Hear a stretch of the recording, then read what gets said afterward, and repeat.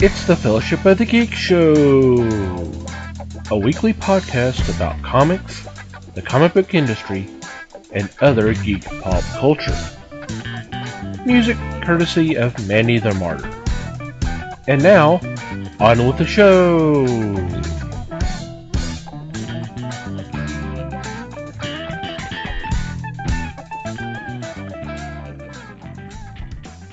Hey everybody, it's the Fellowship of the Geeks podcast.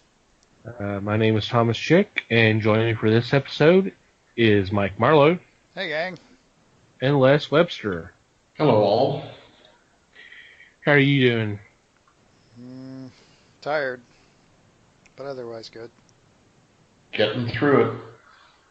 Hope everybody out there is doing well. So what's been going on in your corner of the galaxy? Well, now I'm actually starting to build up a trade pile again. Woohoo! Right, it's inevitable. One of the ones I pulled off recently, actually just finished this earlier this evening, was a book from a couple of years ago. It was an Action Lab book. It was called Cyrus Perkins and the Haunted Taxi Cab. This is, well, one, it occurred to me a few minutes ago that this is actually a good choice because Halloween's coming up and this is a nice ghost story. Yeah. But it's a fun little story. It's about a cab driver who is working late one night and he pulls over for somebody and this teenager jumps in and the kid's been gut shot. And so he's like, oh shit, I got to get this kid to a hospital. He takes him to the hospital. The kid dies in the back seat of his cab. And then Cyrus is obviously, this screws him up quite a bit. So he's like off work for like a month. He goes back to work, gets stuck back in the same cab, and all of a sudden, hey, there's this ghost of this kid here. And he's like, well, all right, how am I going to, what the hell, for one? And he's like, okay, how am I going to get rid of this? How am I going to fix this? And so he ends up going around and basically solving this kid's murder.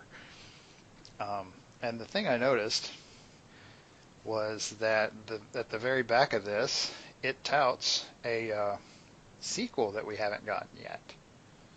And I would very much like to see that sequel because this is a really cool book. I really like this. I highly recommend it. Awesome. All right, Les, how about you? Well, this weekend I went through 3 books, just browsing and decided I gotta check these out again. One was another Alien Legion book that I really enjoyed because this one came out in 2015, so fairly new and really boosted the idea of that whole series. Second one was from Brian Michael Bendis. It's a spy graphic novel called Fire. And this one came out in 94, I believe. This was where he did everything. It's a really good read about a young man that is recruited into the CIA. And it's his exploit. The funny thing is, they tout it as the government does not want you to read this book. There's nothing factual about it, but they're going to toss this out to make it sound like something that offends anybody and everybody. The third book I really enjoyed, and I believe it's the second set of this one, from Dark Horse, is Sherlock Holmes, Crime Alleys. This is a publication of a French story, or story by the French, Sylvain Cordery and Alessandro Nespolino. The art is amazing. The pacing is really good. The story holds up real well. And this is Holmes, but it is does not concern John Watson. In this one, he has a different assistant, Colin Pike, who is a member of Scotland Yard. I think this is good stuff, and hopefully there'll be more than just the 2 books that I bought, because it looks like it is the first meeting of Moriarty and Sherlock Holmes. Dun, dun, dun. And yes, and it also includes James Moriarty's father, who is said to, or is believed to be more ruthless than James. Sounds like it's down Mike's alley. That's kind of what I'm thinking here. I will get it to you because it's well worth the time. Cool. Alrighty. I did a little going back to the library and pulling out stuff from the past to check out. The main one I was checking out was I'm still jonesing for the FF, so the greatest villains of the Fantastic Four. And this came out in '95. I don't think it's still available, but going back and reading these stories and everything, it's something kind of struck me. I don't remember catching on this when I bought the trade all those years back, but the stories are either Kirby and Lee, of course, Stan Lee and Jack Kirby's stories, or they're John Byrne stories. That's it. And you think, yeah, granted this is '95, but the team had been around. I think they started up in '63, so you're talking 30 years. So 30 years of books, and there's only stories by either their founding creators or John Byrne. That's kind of an interesting choice. It's kind of, yeah.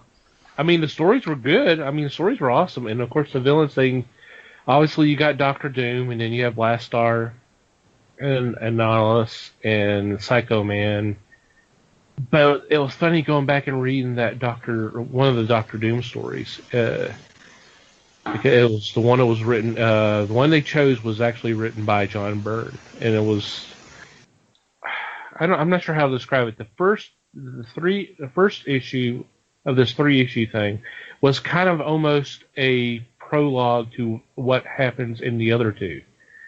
But it was actually reprinted from issue 258, which I recommend if y'all can go find it, even on Comixology, download it and check it out.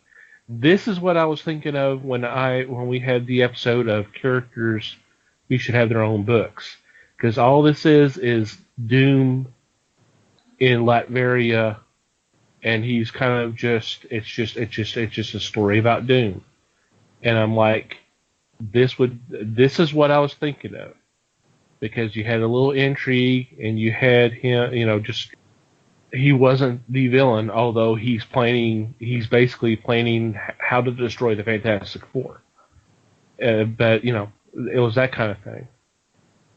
Another thing that caught my attention was the cover. And I'm kind of surprised. It's a nice cover, and I'm gonna go ahead and give credit to the artist who did it. His name is Vince Evans, and it's not an artist I'm familiar with. There's one problem with the cover, and for those who I'm not asking anybody to go Google it just yet unless they want to. But the cover essentially is the villains. A couple of villains, mainly Doom, Blastar, and Nautilus, kind of the top of the cover, and kind of being triumphant over the 4 who are in these high-tech restraints. But the thing that's really kind of interesting, that if this cover came out today, there would be a lot of objection to. Really? And it's because it's Sue Storm. While they have her basically lying on her stomach with her restraints, with her arms toward her back, and the way way he drew and painted the hands, it almost looks like she's spraying her butt cheeks. Interesting choice.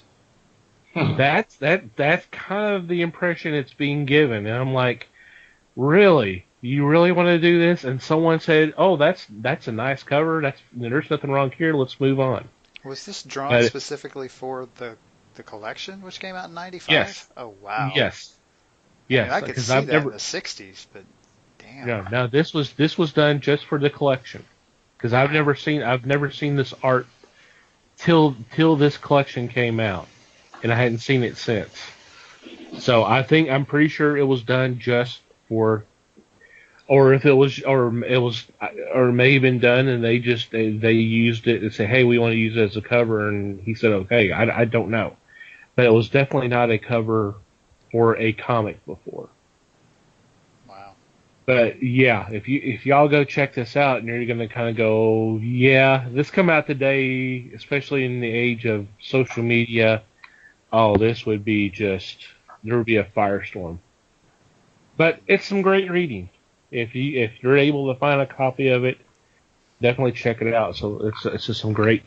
Of course, it's Fantastic Four, so I'm a little biased there. Just a bit. Just a bit. As far as the villains go, you say Doom. Namor, I take it, is there? No. Really? How about Rama Tut or Kang? Or I don't think it's intended to be like a complete collection. It's just it's just the greatest. And at the time, Namor was being handled as more of an anti-hero. And Rama Tut, I'm not saying you're wrong, but they're doing the greatest, so you got to do Blastar and which that it's the greatest makes it a bit subjective. So yeah. Somebody's decision as to what's the greatest. I mean, even Mole Man wasn't in there, which is kind of surprising if you think about it. Because Mole Man was their first villain.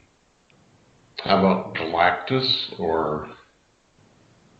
Yeah, pretty sure Galactus wasn't in there. The Skrulls or wow. And I'm just looking at the early stuff. Yeah, like Mike said, it was kind of subjective, but yeah, you would figure the Galactus would be in there. But I'm pretty sure it wasn't. Oh, anyway. Right. Fun read anyway, though, right? It was a fun read, and it kind of it took care of my FF fix, so hey. For the moment. Alrighty. Before we get into this week's topic, I want to take a couple moments to thank our sponsors. First off, I want to thank Peter Smetty of Alterna Comics for supporting us, and especially for the support of Make Mine Indie, the digital catalog. The summer edition is available for just a little bit longer. The next one should be coming out, we're thinking September 21st, 22nd, right around the autumn equinox, if I'm not mistaken, Mikey? It's usually when it comes out, yeah. Okay. So the summer catalog is 147 pages of previews, reviews, interviews, a lot of other good stuff of either webcomics, digital, or print. Most of these are not available through normal distributors. It's usually through the individual publishers. If you go to our website, www.thefellowshipofthegeeks.net, and click on our sponsors tab, you will see the logo for Make Mine Indie, and you'll see a link that will get you access to their catalog. It's free for download, either as a CBZ or a PDF file. Some really, really cool material in there. Mikey and I have done some reviews on some of the books, and so we highly recommend that y'all check them out. So thank you guys for your support. We also want to thank the fine folks at Things from Another World for sponsoring the fellowship as well. And currently, it's just their evergreen deals. I need to check and see if anything has changed since then. But right now, their usual 40% off comics, statues, toys, and general merchandise. 30% off select pre-order manga titles. And 50% off Nick and Dent comics and trades. So while you're on our sponsors page, if you just scroll down, you see information for things from another world and some links. So you click on those, that'll take you to their website, and you can access some of these great deals, and that also lets them know that we sent you their way. So we thank them for their support as well. Alrighty, for this week, we kind of had discussed this about a week or so ago because there was something that came up online, a news item that I'm sure Mikey will put it in the show notes for y'all to check out. But you may have heard of this service called MoviePass. It's been out for a few months now. And what it is, if you're not familiar with it, is for $9.95 a month, you could literally go see a movie at participating theaters every day. And there's been a little stink about it because AMC does not support it and thinks it will not last, that it's not viable. But according to this report, that some theaters, I believe it mentions Movie Studio Grill as one. I don't think it really went into many more theaters, but it said it kind of did it in general. But Movie Studio Grill was mentioned specifically that their numbers had shot up ever since this came about, and we're not talking small numbers. If I saw correctly, it 200%, 300%, something like that. Y'all remember, guys? It was pretty impressive increase. Yeah, I don't remember the specific number. But yeah. But it was a huge increase. This was not just something of just a small bump of, like, on average 2 or 3 people a screen or something. This was pretty big. So we thought about maybe talking about this and how viable this is and how they can do this, and so this is kind of what we're going to be discussing today. And who knows? Maybe that may be something we might get involved with. I don't know. I know Mikey doesn't really do a lot of going to the theater, and I hadn't in a long time. So, but who would like to lead off? What's your thoughts about this whole program and all that? Yeah, Les, how are you not a member of this thing already? Because the app is on your phone. Oh yeah, I forgot about that. That was cruel. That was truly cruel. It was not. It was not cruel at all. Well, go get a phone. What I read about this system is that it's been around since like 2014, but not nationwide. It's amazing that they can pull this off. But there are some setbacks to it. You may go to a movie a day. It originally started out about $35 to $45 a month. They've now cut it back to $10 a month, which should get a big response. Yep. But if you go and see Thor Ragnarok when it opens, and say it's on Thursday, you can, what I read about in some of the reviews is, one, you cannot go see it again on MoviePass. It's already been locked down for your MoviePass. Two, you can't take someone else to see it originally. You can see it on MoviePass. They can see it by shelling out the big bucks. You also have to wait 24 hours to see a movie.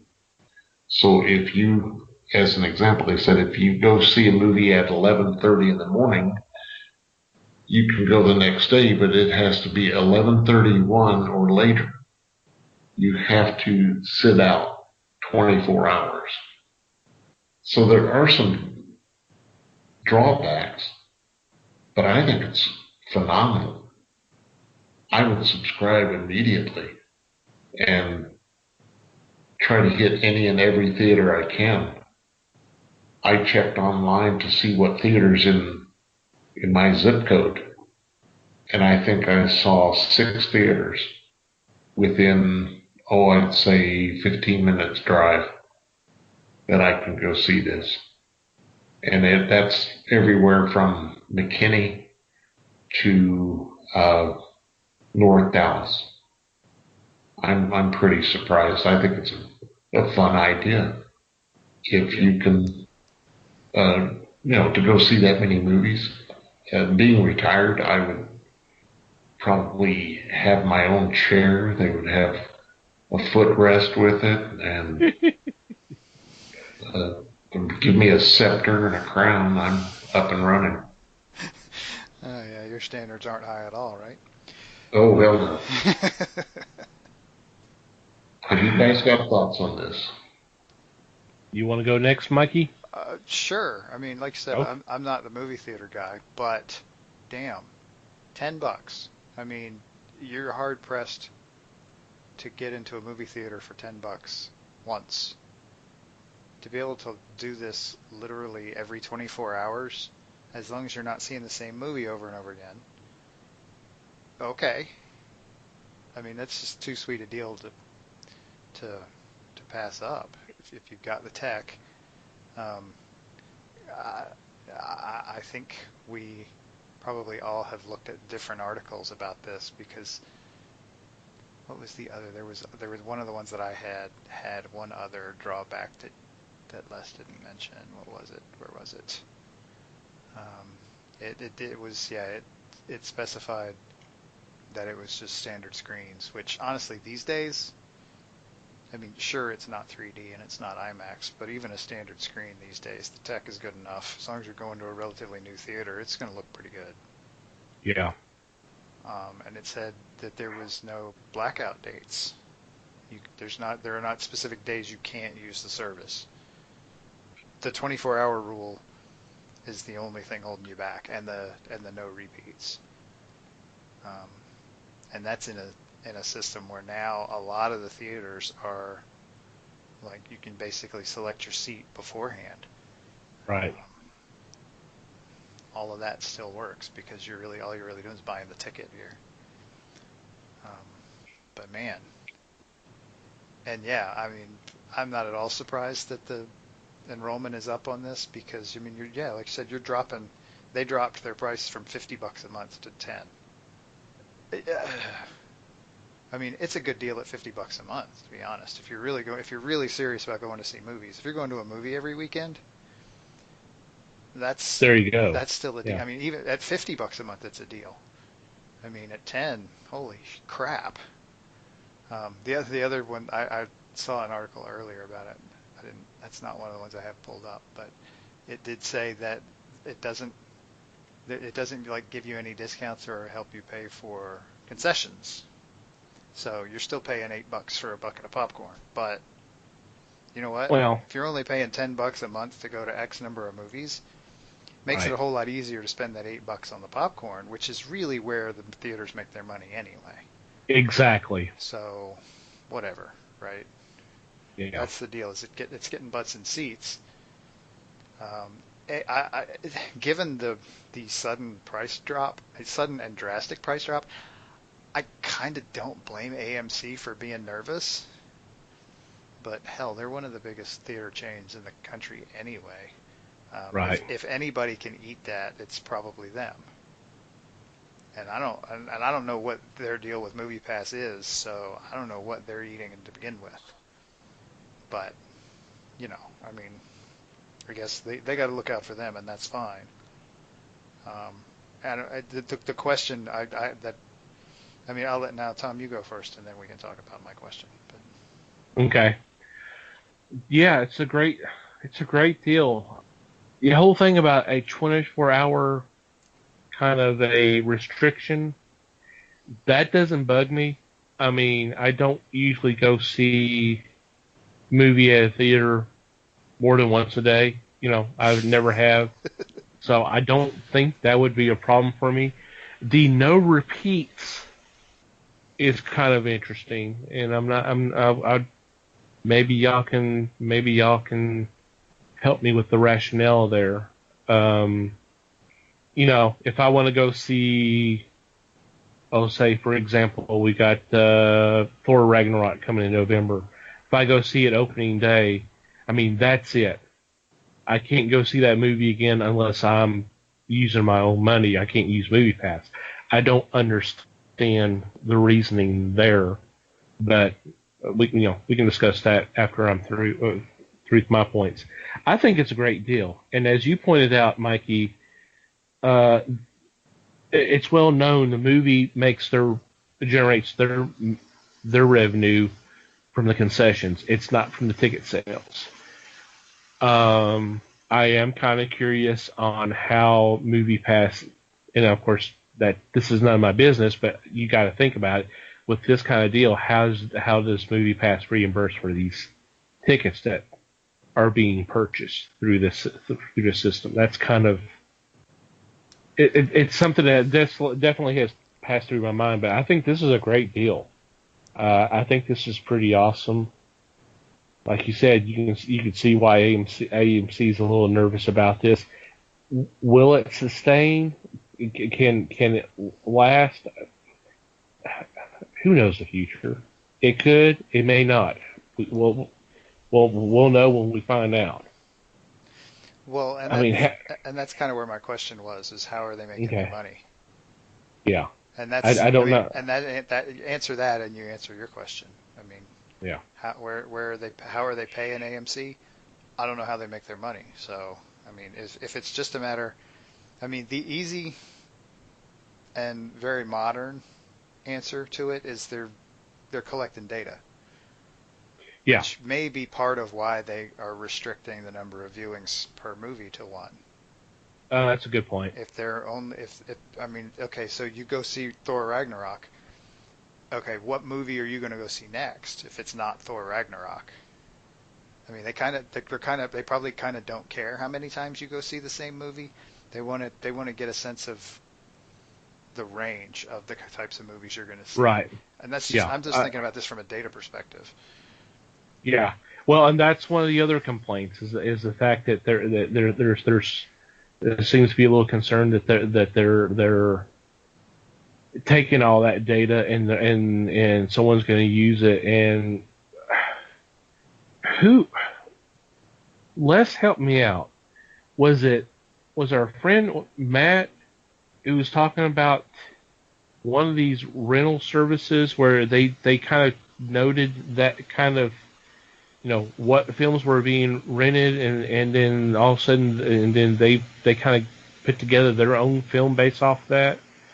So like if there's a increase of like shark attack films and then robots, so they say, okay, well, let's do a cyborg shark movie. Wasn't that Matt that's coming up, or was that Carl?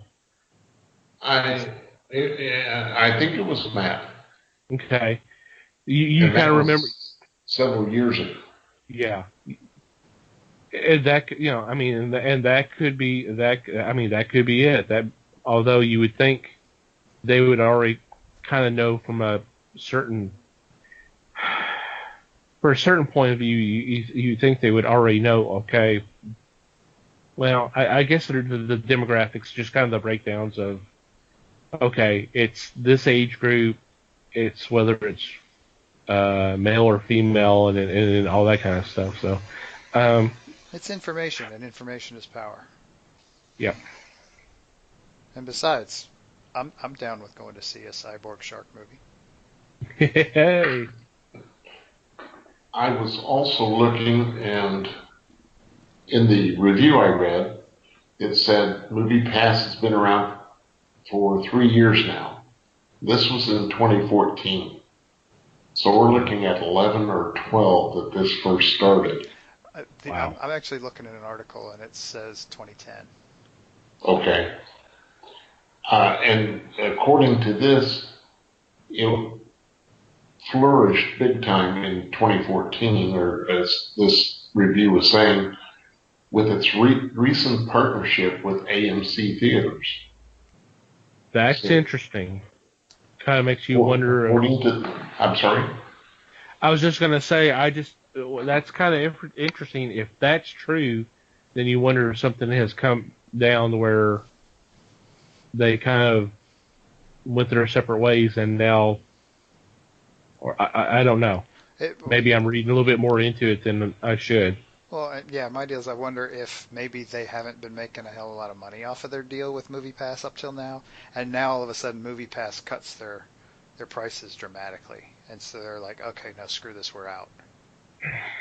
Yeah, basically they're being very polite and sort of not saying, okay, you jackasses haven't been paying us as it is, and now you're really not going to make any money. Screw that. Yeah. And that's what they're in it for, is to make money. So AMC, that is. Yeah. But again, it's cheaper than buying a $15 ticket to go see a movie one time.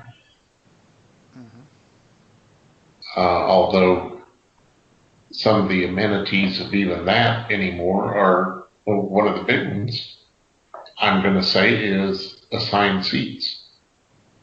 Yep. Even the big theaters now, like AMC or Cinemax, are assigning seats. So you're assured that you're going to have a seat and where you want to sit. If you get there early enough to buy a ticket. Yeah. Of all the things that they've added, I mean, it's nice actually having a meal. It's nice to have a little bit more relaxing seat, especially if you're sitting there for 2 or 3 hours watching a film. But the fact that you don't have to play the oh, I'm saving this seat for so and so and all that kind of crap, which that was such a pain in the ass. And it was always frustrating. That's been eliminated. I love that. Yep, I always hated going to movies with big groups. Because that always bothered me. Yeah. If I have the ability to do that, yeah, I'm in. I think that'd be a great item to have. Yeah. I think I need the wife to download the app onto her phone and then drag her to movies. Or at least, if you don't, yeah, just borrow her phone for a couple of hours and go to the movie theater. Or at least drive up to the theater in 2 separate vehicles, get my pass, and then let her go do what she wants. Or here's a crazy ass thought: go get your own damn smartphone. You want me to help you when you get it? You want me to help you show you how to use it? I'll be happy to do that, man. I'll do that for you, free of charge. I want you to help me pay for it. They're not that bad. I really don't want a device like that that's smarter than I am. Oh, I know. Too late, but okay. Oh, no, I wasn't going there at all. It's one of those things that you hold out and you hold out and you hold out. And then when you finally break down and do it, because all the cool kids are doing it, it takes you about 3 months to realize that you have no idea how you lived without it for so long. I cannot believe I'm sitting here trying to talk you into buying a smartphone. I really can't. But it's not what I came into this for. But It's one of those things that, man, once you got it, you'll be like, why did I do that to myself? Why did I torture myself for so long? I think we have a career for you there, Mikey. I am not a salesman. Don't even Not try. my carnival, not my monkeys. Uh, do what you want with your monkeys, but there are benefits. Let me tell you, it is nice to be able to access things when you need to. That's all. And I'm not going to sell no more. I'm done. But yeah,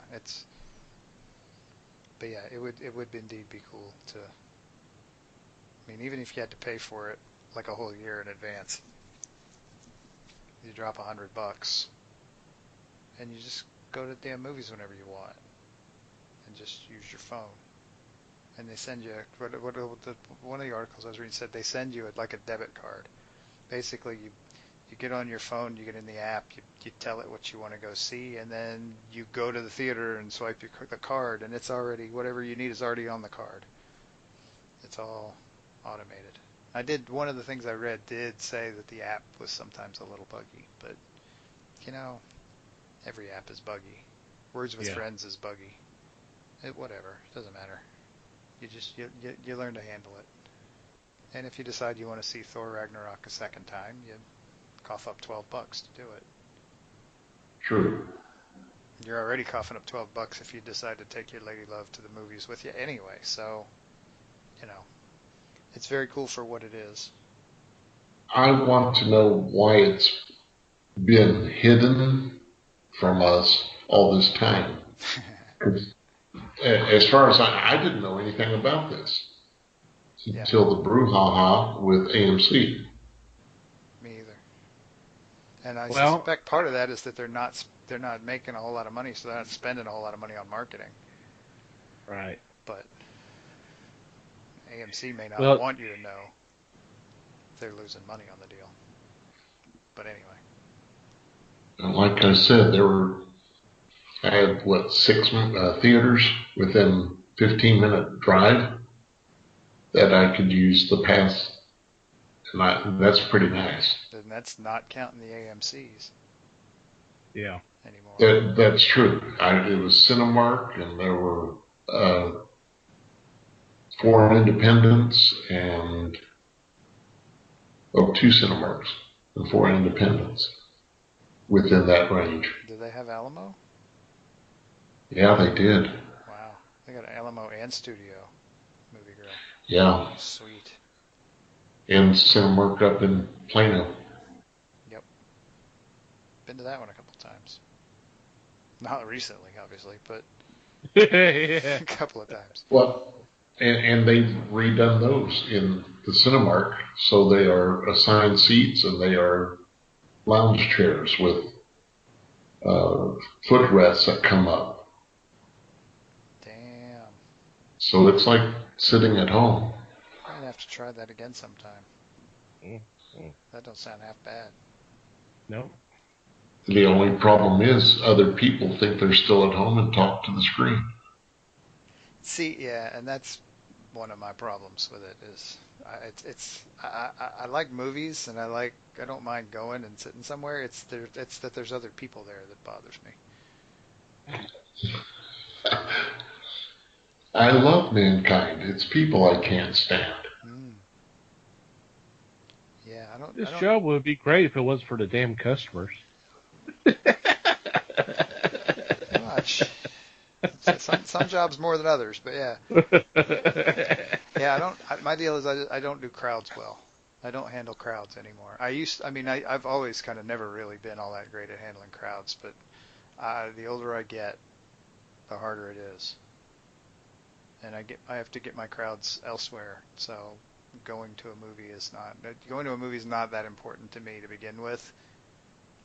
I mean, there are some, but generally speaking, I can wait for it to come out on download or Blu-ray or Redbox or Netflix or whatever. I am more patient than the average fanboy, and so my dislike of crowds wins. I went by a theater Thursday night to pick up some tickets for an upcoming program. Uh-oh. Thursday night was the release of It. Mm-hmm. In the lobby, they had people standing in line to get face paint. They had people in clown costumes. They had Calliope music playing.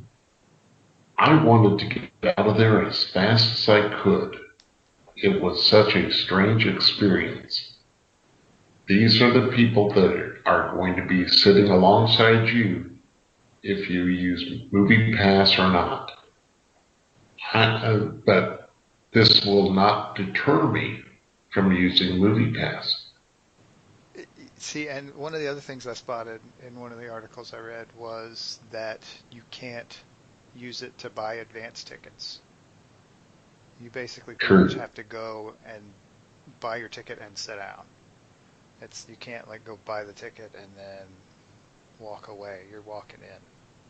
So a lot of those folks had probably bought advance tickets, and so they were kind of killing time. And they also knew that what they've done with it, I applaud them for turning it into such a festive thing, especially given that it's a freaking horror movie. Yeah. I mean, they've turned it into a big party. So, and it seems to be working because with clowns too. With clowns, right? Which is its own little brand of fun. But yeah, I mean, that they've managed that they've marketed the movie well. Yeah. Especially given that I have not heard a lot of reviews. What I have heard have not been entirely positive. The one thing I noted was that I don't remember who it was. I don't remember where I saw it, but they said that basically this version of it had kind of the same problem that the previous movie version of it had, which was that they kind of screwed around with the ending. So I don't know.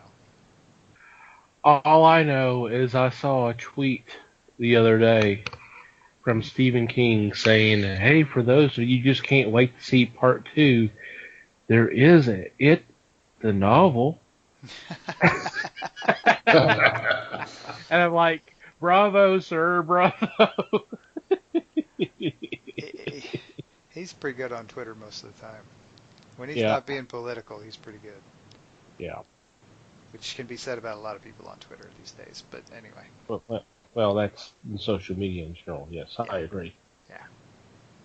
So, kind of a sum up, thumbs up to MoviePass that we may get involved, but just until we find out that they're selling our souls or something. You know, why not? Well, sure. I vote for it. I'm just saying then we might change our vote. But yeah, sounds like a good deal to me. So any final thoughts before we move on? Pretty much, hey, we'll check it out. Sounds pretty cool. Okay. All right. Sounds doable. I just want to say I applaud them for doing this. I think it's a great opportunity for people. Mm-hmm. And granted, I don't need to see a movie again 24 hours after I've seen it the first time. Right. I'm not like somebody we know that went to see a particular movie 17 times in like 2 weeks. That's not me. But I think it's a great opportunity for people, and I applaud them. I think it's a grand idea. Yep. I hope they can make it work. Whatever their plan is, I hope it works for them. Yep. I agree.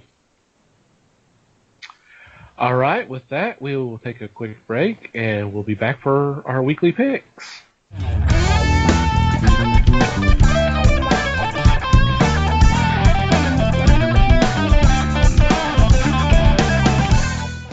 And we're back, and it's time for our weekly picks, and leading off is Les. I am going to start with a new title from Alterna Comics. This is a 3-issue series. Issue 1 comes out. It is Mr. Crypt. This is a humor book by Troy Vabasis and Alexander Jovic. Mr. Crypt is a skeleton, and he is one that uses a disguise of a mustache and a top hat. In this series, you're going to see if Mr. Crypt and his pet rat win over the local villagers or make it even a worse situation than what he is originally facing. This looks to be an all-ages comic, and like I said, it is going to be a humor book, so I'm in. Alterna has turned out some really good stuff. This is the organization that prints on newsprint. The comic itself is going to be $1.50. And to me, the 3-issue series is going to be a lot of fun, and it's going to present itself to be amazing to go through. I've read the digital version, and yes, it is a very funny book. It is all ages. Yes, Mr. Crypt just wakes up, digs himself out of a grave, and is constantly chased by the villagers because he's a skeleton. So yeah, he disguises himself with a mustache and a top hat, and that in itself is funny. They just like, okay, they don't recognize he's a skeleton because of the mustache and the top hat. And he just starts building a life in the town, and it's a cute little story. I loved it. I did a review for it on the website, and I'm glad this is coming to print. I think this will be a well received book, and rightfully so. Easy for me to say. You're just so excited about the book, that's all. Mm-hmm. That's right. Yep, which is cool. Hey, all ages horror, how can you go wrong? Yep. And there we go again. You kind of touched on that on our Q&A episode a couple weeks back. Yep. So, cool. Alrighty, I am up next, and for my first pick, I'm going with Action Lab, and it's Toy Etica #2, written by Marty LeGros, and he also does the art.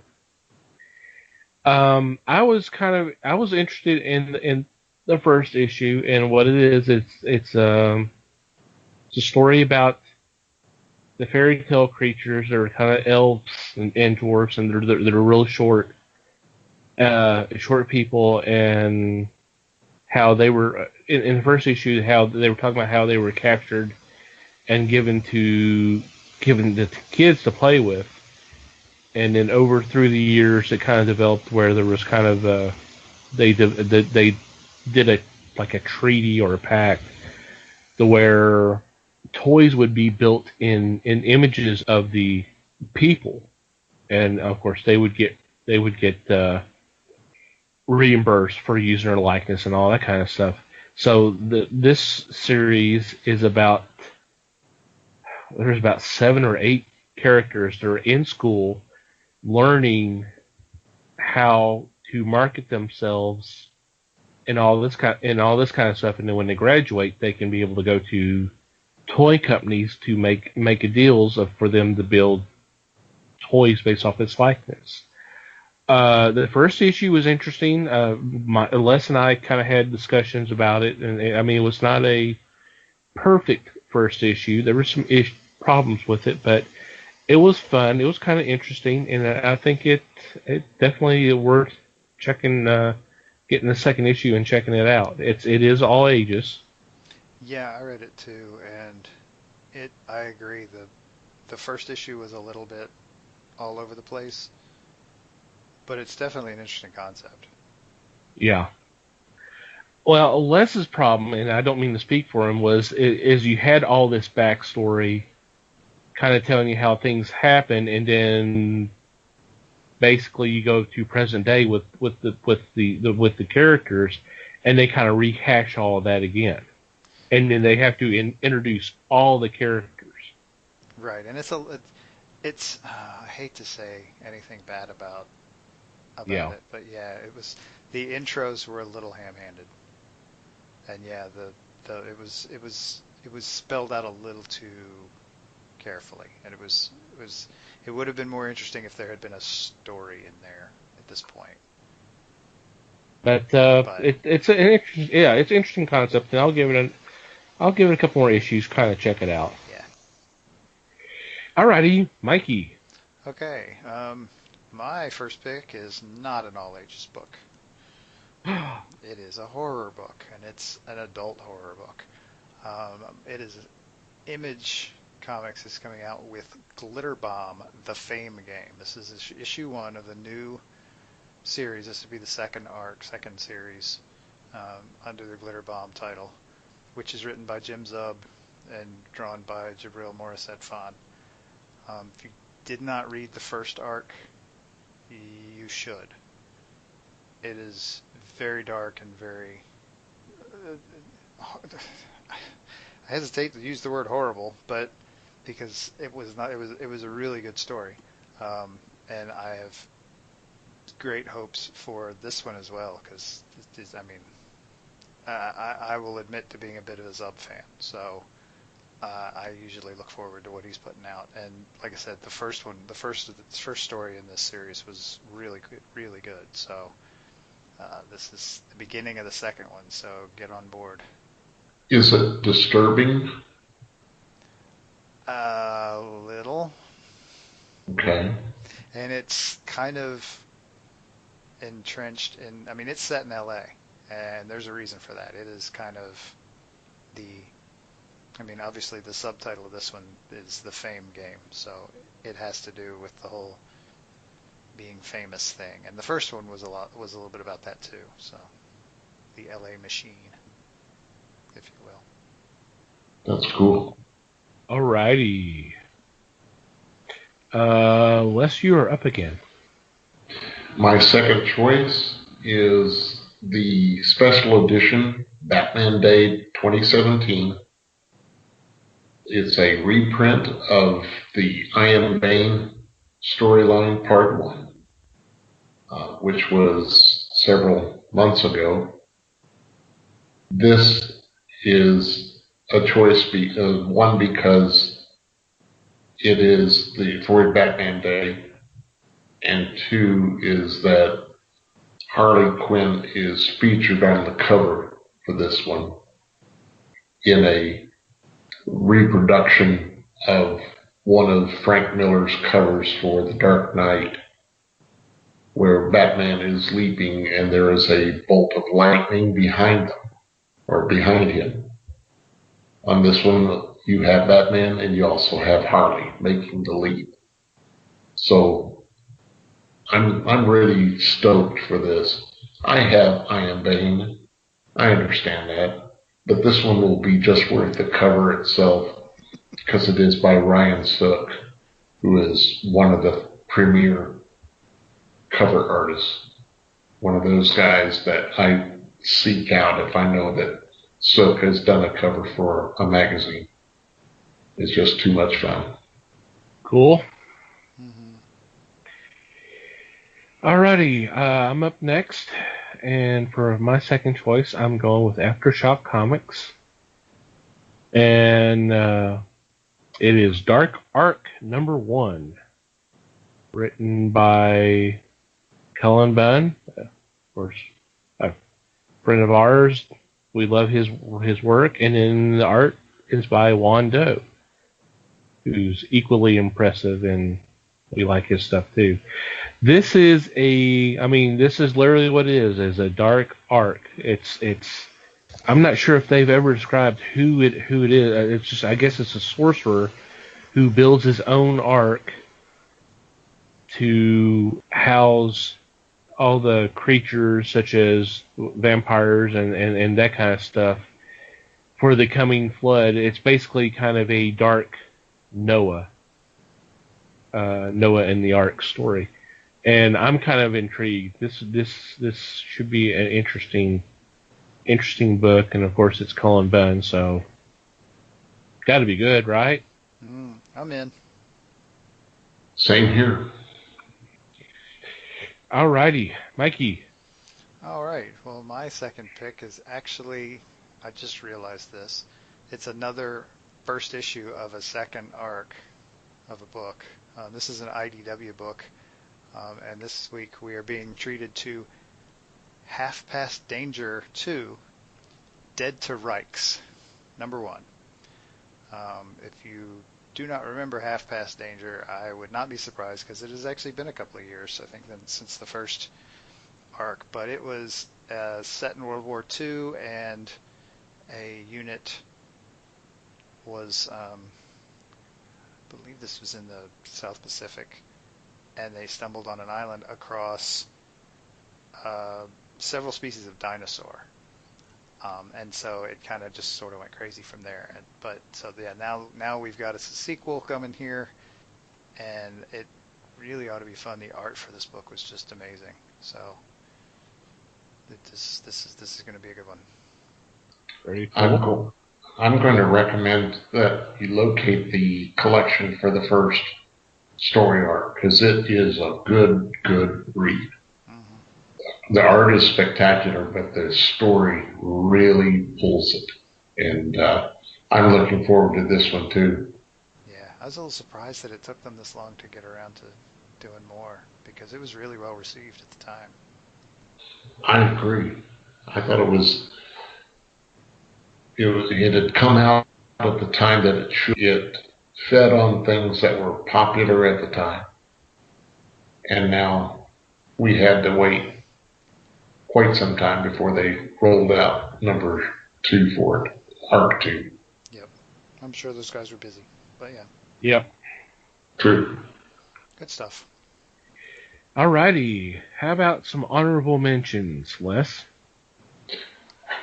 My honorable mention is keeping within the framework of Batman Day, which is coming up very soon, and that is the hardbound edition of Dark Knight 3, Master Race.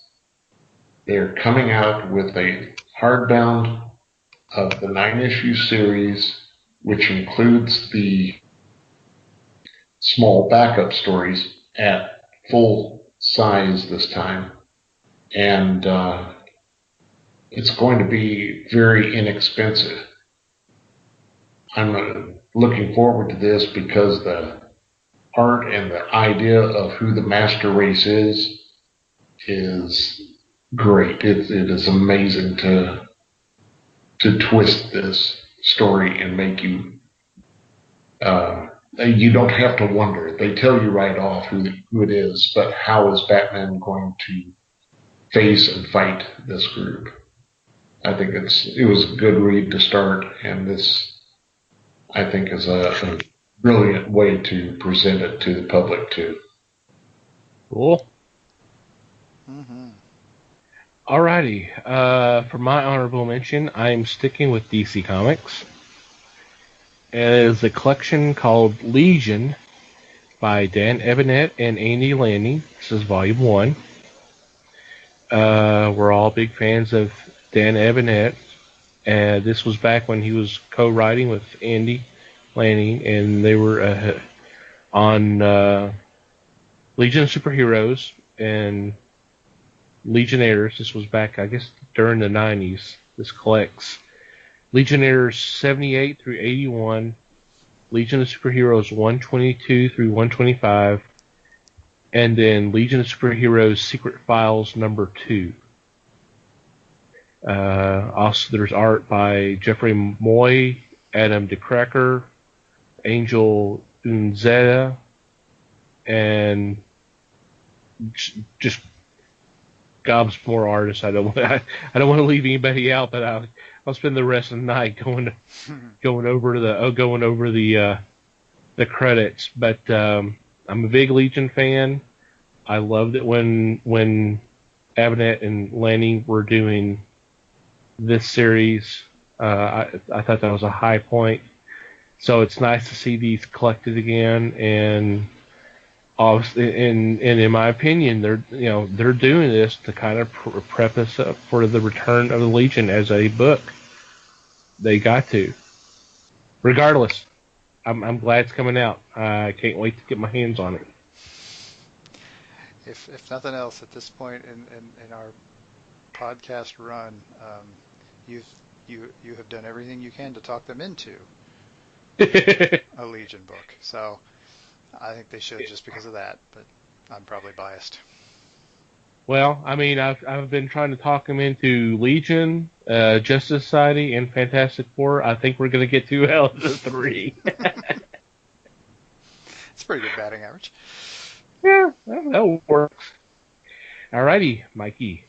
All right, my honorable mention is such because I have actually talked about these books quite a bit lately, I feel like. But I'm going to go ahead and do it again anyway. This is Dynamite book. This week we get the James Bond Kill Chain. This is number 3 of 6. This is another one of the James Bond books that Dynamite's doing that they're really knocking it out of the park with. This one is cool and fun because it marks the return of SMERSH, which is an organization that you may be familiar with if you read the Ian Fleming novels. It didn't come up quite so much in the movies because they focused on Spectre a little more. Spectre. But yeah, yep. SMERSH was, in the day, it was actually part of the KGB sort of. But this is they're bringing it out in this series, and it's pretty cool if you're into James Bond, and who isn't, by golly. Woohoo! Awesome. Good one. Mm-hmm. Alrighty. Any special mentions this week? I think just the one you've got. Okay. Les, do you have one? No, sir.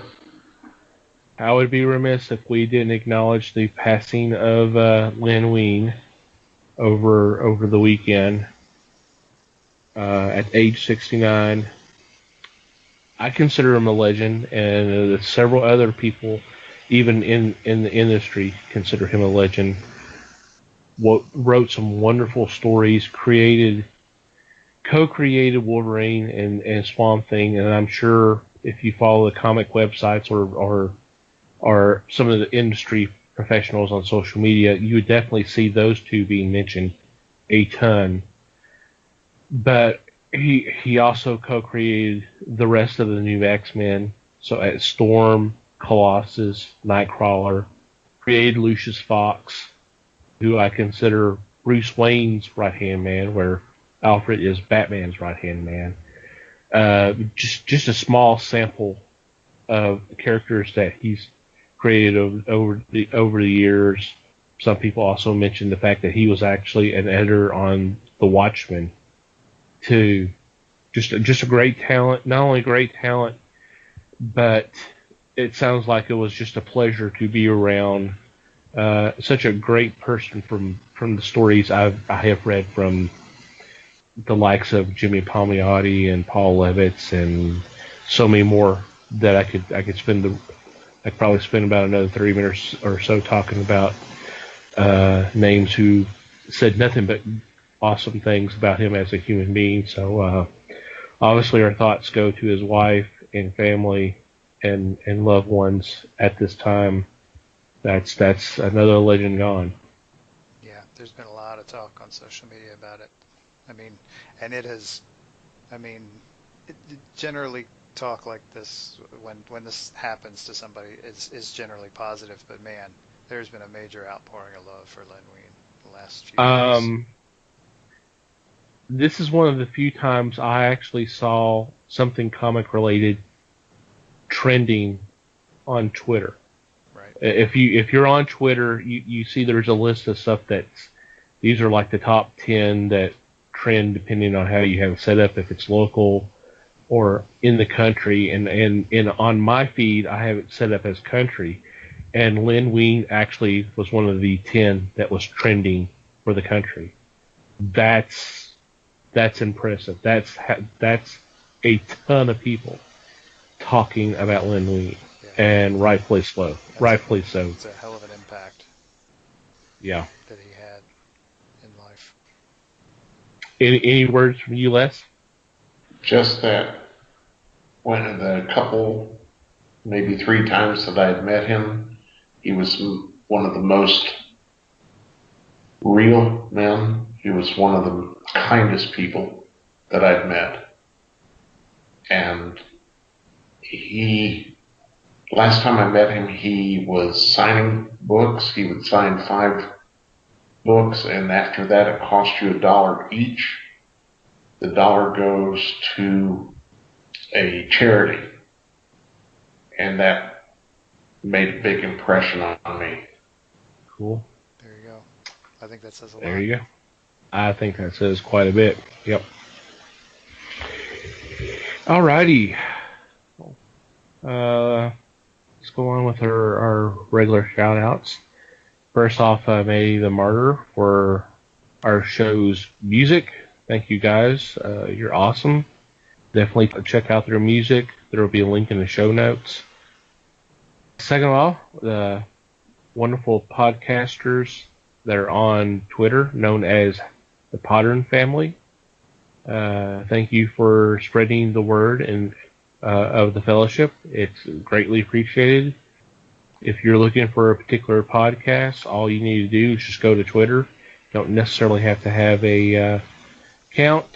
Just do a search, hashtag Pottern family is one word, and have fun. And you, dear listener, thank you for downloading and checking out today's episode. Thank you for checking out our other episodes. It's much appreciated. We always value your feedback. If you could, just contact us. You can do it through email at thefellowshipofthegeeks.net, or you can go to our website and fill out the contact form on our About Us tab. We are on Facebook, The Fellowship of the Geeks, one word. And we are also on Twitter at Fellowship Geeks. Mikey and I have our own individual Twitter accounts. Feel free to follow us there. At Mikey Geek and at Tom TC Geek. And for wherever you download our episodes, whether it's through iTunes, Google Play, Stitcher, or just listen to us through YouTube, if you could just rate us through their whatever system they have, stars or thumbs up or whatever. And if you have a couple extra minutes, a review would be awesome as well.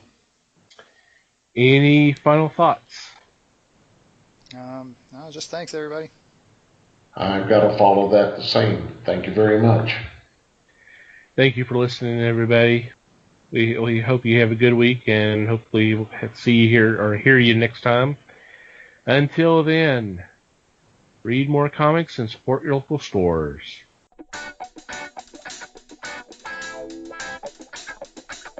We thank you for listening to the show. Comments, suggestions, and questions can be sent to email at thefellowshipofthegeeks.net. You can follow us on Facebook at The Fellowship of the Geeks and on Twitter at Fellowship Geeks. Until next time,